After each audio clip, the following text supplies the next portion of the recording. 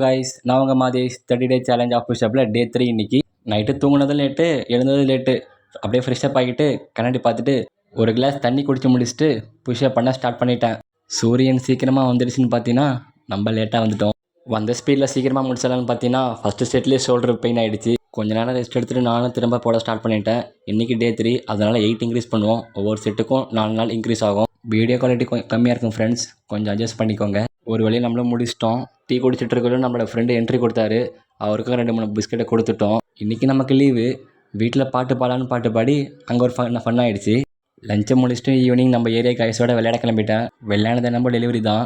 பால் போகிறோன்னு சொல்லி வந்த என்ன ஃபீல்டிங் நிற்க விட்டாங்க.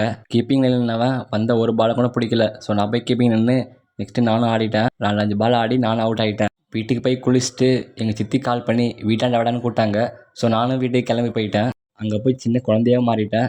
பாப்பாவோட பொருள்லாம் எடுத்து விளையாட ஆரம்பிச்சிட்டேன். பாப்பா கூட விளையாடிட்டு நானும் வீட்டுக்கு கிளம்பிட்டேன். என்னோடய டேவை முடிச்சுக்கிட்டேன்.